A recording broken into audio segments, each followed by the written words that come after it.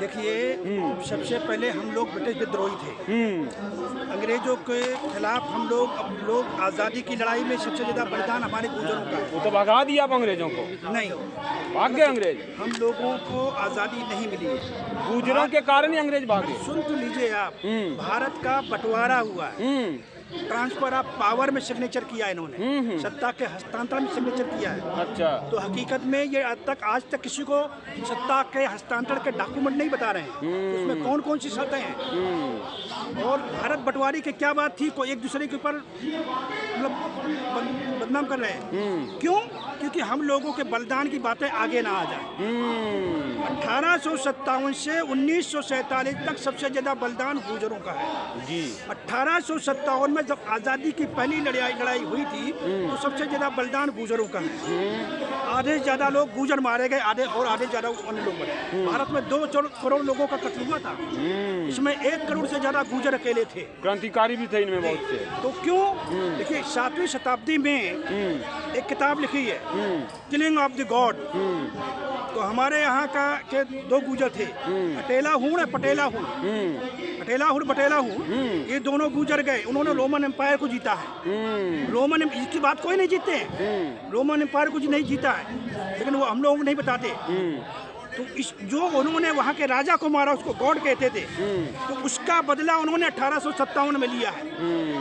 ठीक है, 1857 में सबसे ज्यादा अंग्रेजों को, गुजरों को मारा और मारने के बाद हम लोगों पर IPC, CPC, CRPC लगाए और बाद में 1871 में नोटिफाइड क्रिमिनल ट्राइब एक्ट लगाए कि हम लोगों को, उसके बाद हर 10 साल में जाति जनगणना करते रहे कि हम कितने बढ़ रहे हैं। हम लोगों को जंगलों में खदेड़ दिया भाई, जर जोरू, जमीन, रुपया, पैसा, सोना, चांदी, हीरे जवाहरात, औरतें तक लूटी गई।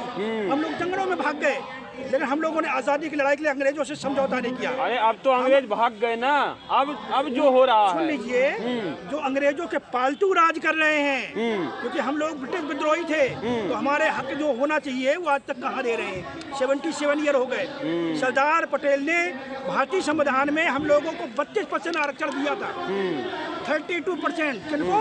जो ब्रिटिश विद्रोही जातियां थी, इनको विमुक्त जनजाति कहते थे। क्या बात है। ये 27 अगस्त 1947 को आरक्षण दिया था। और इस पे डाका किसने डाला? इसको जो सरदार पटेल की मौत हो गई 15 दिसंबर 1950 को, 18 दिसंबर को 8 ब्राह्मणों ने इसे बंद कर दिया। पंडित जवाहरलाल नेहरू प्रधानमंत्री, पंडित राजगोपालाचार्य कार्यकारी गृह मंत्री, पंडित गोविंद बल्लभ पंत उत्तर प्रदेश मंत्री, पंडित श्री कृष्णा बिहार मुख्यमंत्री, पंडित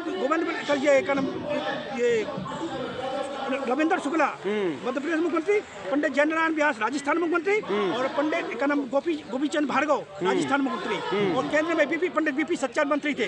इन 8 ब्राह्मणों ने उस आरक्षण को खत्म कर दिया और उस पर अब तक 1 दर्जन कमेटी और कमीशन बैठ चुकी है।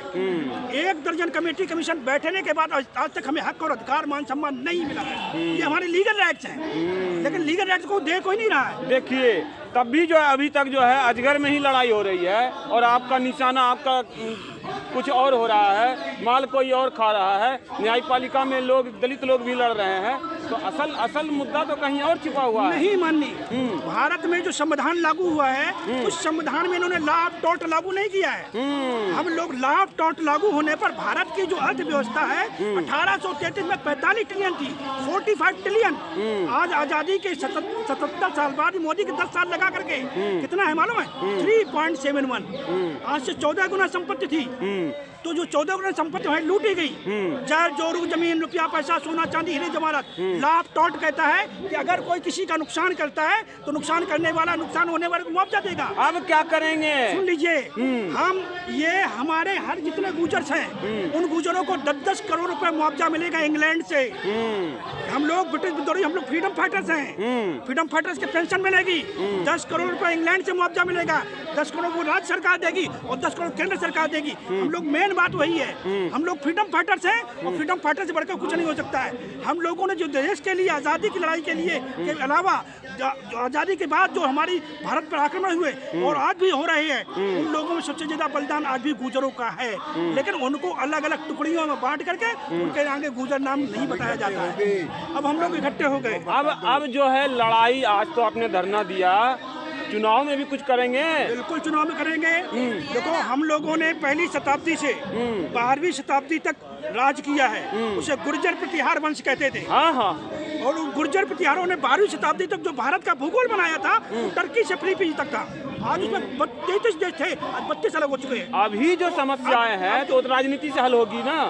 नहीं, तो पहले हम लोग इकट्ठे होंगे, इकट्ठे होकर मंथन होगा, मंथन होकर चिंतन होगा, फिर दिशा निर्देश होगा, फिर उसके बाद राज पे आएंगे। तो आपकी जो है बात बहुत बड़ी है कि हम राजनीति से पहले जो है समाज को इकट्ठा करेंगे, एकजुट करेंगे और अपने प्राचीन काल में जो गौरव था उसको पाने के लिए उपाय करेंगे। तभी भारत, इसीलिए भारत को सोने की चिड़िया कहा जाता था। ये गुर्जरों का योगदान है।